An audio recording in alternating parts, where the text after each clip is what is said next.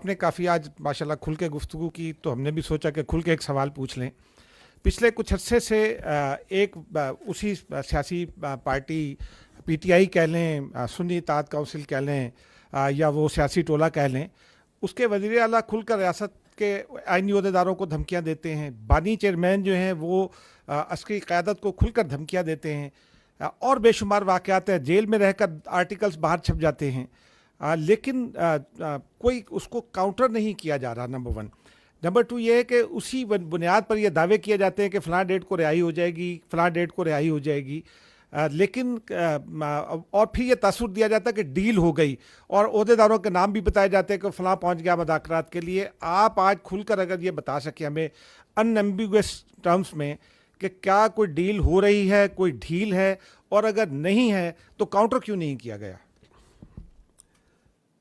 دیکھیں، before I come to your specific question deal پہ، اگر آپ اجازت دیں تو پہلے میں یہ عرض کروں گا کہ جو پاکستان کی فوج ہے، یہ پاکستان کی فوج ایک قومی فوج ہے. اس کے اندر تمام مکتبہ فکر کے لوگ ہوتے ہیں، اس کے اندر تمام قومیت کے لوگ ہوتے ہیں، تمام نسل، رنگ اور مذاہب کے لوگ ہوتے ہیں. اس کی کسی قسم کی کوئی ذاتی طور پہ سیاسی سوچ نہیں ہوتی. تاہم چونکہ we are a parliamentary democratic system, تو جو حکومت وقت ہوتی ہے وہ سیاسی ہوتی ہے اور سیاسی پارٹیز بناتی ہیں.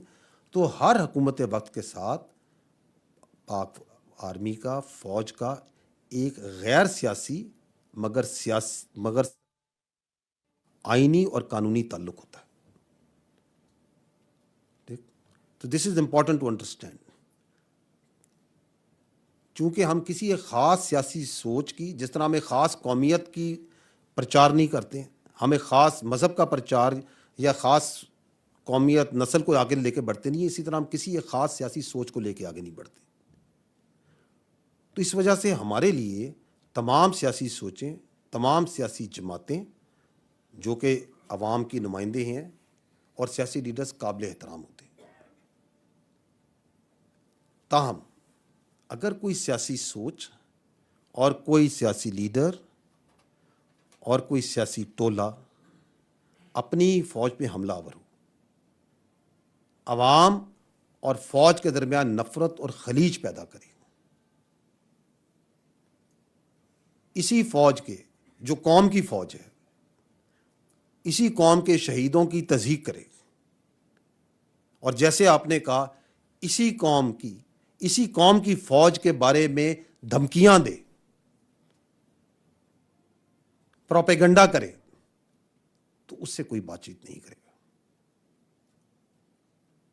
ایسے سیاسی انتشاری ٹولے کے لیے صرف ایک ہی راستہ ہے کہ وہ صدق کے دل سے معافی مانگے قوم کے سامنے، اور یہ وعدہ کرے کہ وہ نفرت کی سیاست کو حصہ لے گا. اور ویسے بھی جو بات چیت ہے وہ سیاسی پارٹیز کو آپس میں زیب دیتی ہے، اس میں فوج یا ادارے بالکل مناسب نہیں کہ بات چیت میں آئے. میں آئی تھنک بڑا واضح طور پہ میں نے بتایا ہے، آئی تھنک بڑی کلیئرلی میں نے بتایا ہے کہ ایسی سیاسی انتشاری ٹولہ جو آپ کے سامنے جو کچھ کر رہا ہے اور کرواتا آ رہا ہے، اس کے ساتھ کوئی بات چیت نہیں ہو سکتی، ہم نہیں کر سکتے. ان کے لیے ایک ہی راستہ ہے، میں اگر آپ دوبارہ کہیں ریپیٹ کروں گا، کہ وہ صدق کے دل سے معافی مانگے اس انتشار اور نفرت کی سیاست سے، اور پاکستان کی تعمیری سیاست میں حصہ لیں، پاکستان کو آگے بڑھنے میں حصہ لیں.